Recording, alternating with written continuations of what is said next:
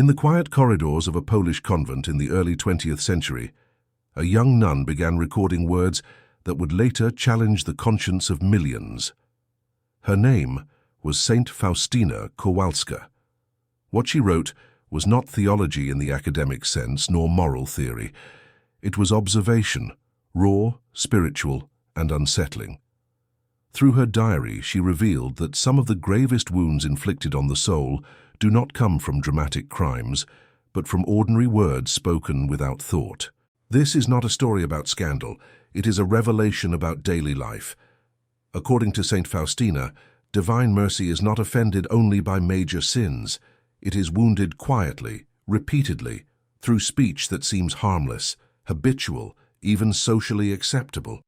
Words spoken in kitchens, workplaces, churches, and homes, words that slowly shape the interior of the soul.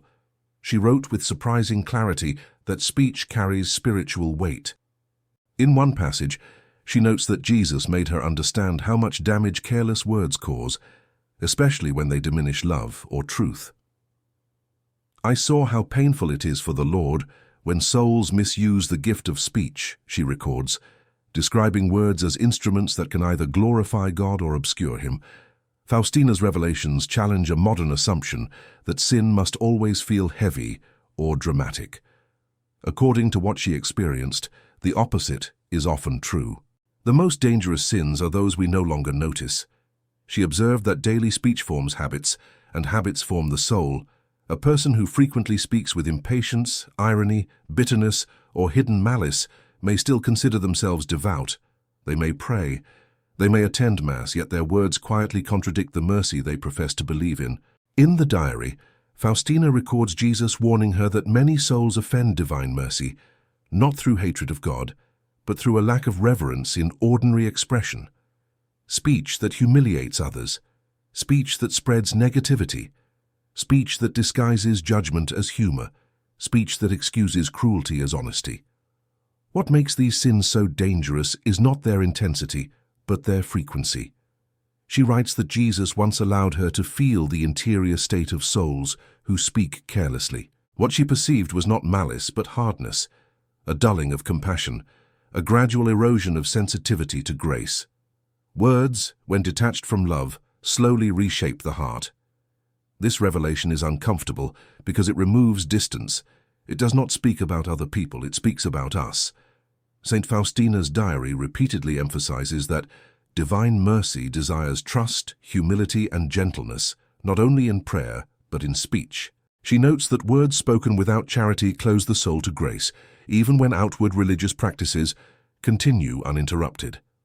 This is why her message remains unsettling today. She reveals that daily speech is not morally neutral, it is spiritually formative.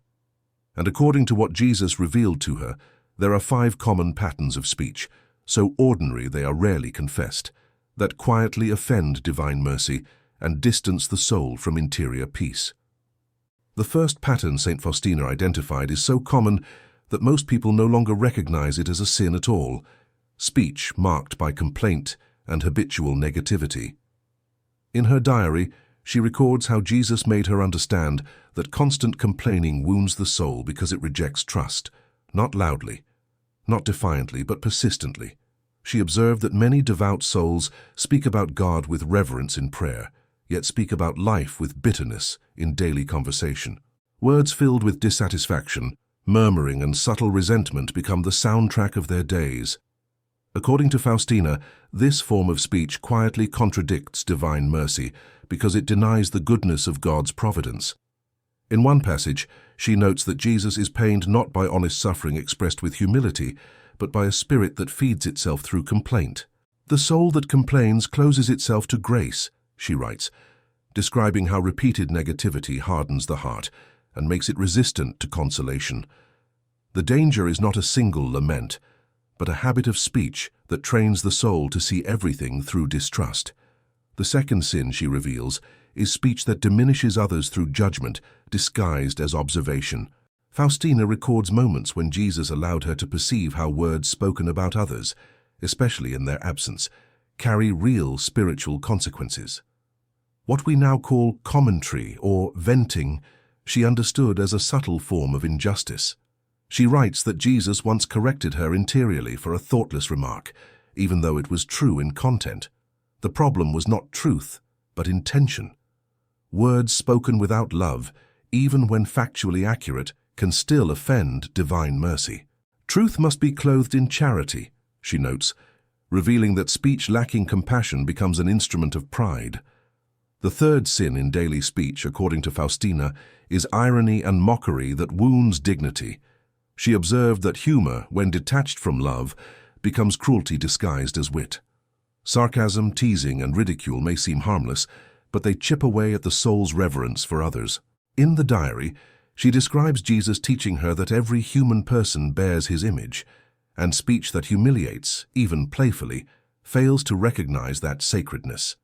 Such words, she writes, cause spiritual blindness because they train the heart to see others as objects rather than souls. Faustina understood that these sins persist because they are socially rewarded. Complaining finds sympathy, judgment finds agreement, mockery finds laughter.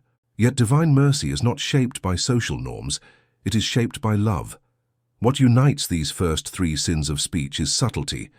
None of them shock the conscience, none of them provoke immediate guilt, and that is precisely why they are dangerous. They form a climate around the soul, a spiritual atmosphere where grace struggles to breathe. Faustina's diary reveals that Jesus does not measure holiness only by prayer, fasting, or visible devotion. He measures it by the language of the heart, expressed through words spoken when no one is watching. As Saint Faustina continued to record what Jesus taught her, the focus of her diary moved deeper, from words spoken about circumstances or about others to words spoken about oneself. This is where her revelations become especially uncomfortable, because according to what she witnessed, some of the most damaging sins of speech are those we use to define our own identity. The fourth pattern, she reveals, is speech rooted in self-exaltation disguised as self-expression. In the diary, Faustina notes how easily the soul begins to speak about itself excessively, its efforts, its sufferings, its virtues, its sacrifices, without realizing that this habit slowly feeds pride. Jesus made her understand that even spiritual speech can offend divine mercy when it subtly seeks admiration rather than truth. She writes that the Lord once corrected her interiorly for speaking too much about herself, even when her intention was not openly vain.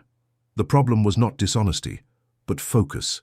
Speech that constantly returns to the self trains the heart to revolve inward, and a soul that revolves inward gradually loses sensitivity to grace. Faustina observed that this form of speech is rarely confessed because it feels harmless. It sounds sincere. It sounds human. But she records Jesus saying that divine mercy flows most freely in a soul that forgets itself.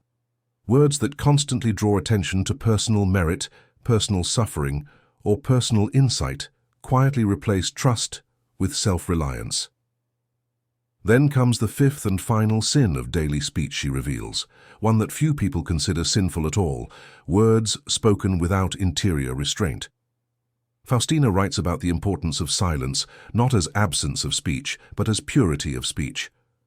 She records Jesus teaching her that excessive talking, impulsive words, and unguarded expression weaken the soul's interior life. In one passage, she reflects that the Lord was more pleased with her silence than with many spoken prayers, because silence preserved reverence. Words spoken without discernment, she learned, scatter the soul. They drain interior strength. They leave the heart exposed to distraction and spiritual fatigue. This is not about severity or repression. Faustina makes it clear that divine mercy is gentle, but gentleness requires attentiveness. Speech without restraint slowly dissolves the soul's awareness of God's presence, and when that awareness fades, even prayer becomes shallow. What connects these final two sins, self-centered speech and unguarded speech, is subtle pride. Not the loud pride of arrogance, but the quiet pride of assuming every thought deserves expression. According to Faustina, divine mercy is offended not because God is fragile, but because the soul harms itself by losing interior order. By the end of these revelations, one truth becomes unavoidable. Daily speech is a spiritual mirror. It reveals what the soul truly loves. It reveals whether the heart rests in trust or in self. It reveals whether mercy flows outward or is quietly obstructed. Faustina's diary does not accuse, it exposes. And what it exposes is not rare or extreme behavior, but habits so common that they go unnoticed. By the time Saint Faustina finished recording these revelations, one conclusion became impossible to ignore. Jesus did not reveal these truths to accuse souls, but to awaken them. In her diary, she repeatedly emphasizes that divine mercy is not withdrawn because of weakness, but because of habits that slowly close the heart. And among those habits, speech occupies a central place. She understood that words are not neutral. They shape interior attitudes long before they shape outward behavior. A soul that speaks with complaint learns distrust. A soul that judges learns superiority. A soul that mocks learns hardness. A soul that speaks endlessly about itself learns self-reliance. And a soul that never practices restraint learns spiritual restlessness. These patterns, repeated daily, form a spiritual language that either welcomes mercy or quietly resists it. Faustina records that Jesus once told her that many people ask for mercy with their lips, while contradicting it with their words throughout the day. They pray for grace, yet speak without charity. They ask for peace, yet speak in agitation. They seek holiness, yet speak without reverence. According to what she wrote, this contradiction does not anger God, it confuses the soul. And a confused soul struggles to receive what it asks for. What makes this revelation so challenging is its proximity. These are not sins committed in extraordinary moments. They are not dramatic failures. They are habits embedded in ordinary conversations, words exchanged at the table, comments made in passing, remarks spoken without reflection. And precisely because they feel ordinary, they often remain untouched by examination of conscience. Faustina learned that divine mercy responds instantly to sincerity. When a soul becomes aware of these patterns and turns toward God with humility, grace flows again without delay. Jesus did not demand perfection from her speech. He asked for attentiveness, awareness, a willingness to let love govern expression.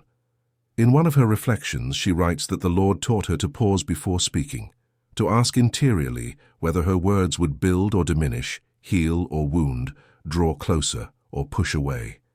This simple interior question became for her a form of prayer. And she noted that when speech is purified, peace follows naturally. The deeper message of her diary is clear. Divine mercy does not merely forgive sins, it restores harmony. And harmony begins in the heart, but it is revealed through speech. A merciful heart speaks differently. It complains less, it judges less, it wounds less, it listens more. It remains silent when silence protects love. Saint Faustina's revelations remain difficult to believe because they demand responsibility in places we prefer to overlook. They do not allow holiness to remain abstract. They bring it into the mouth, into daily conversation, into the smallest expressions of thought. Yet this is precisely where mercy desires to work, not only in confessionals and chapels, but in kitchens, offices, streets, and homes, where words are spoken without ceremony. Her diary leaves us with a quiet but unsettling truth. Every word either cooperates with divine mercy or resists it. There is no middle ground, but there is always hope, because the same mercy offended by careless speech is the mercy that patiently waits to heal it, one word at a time.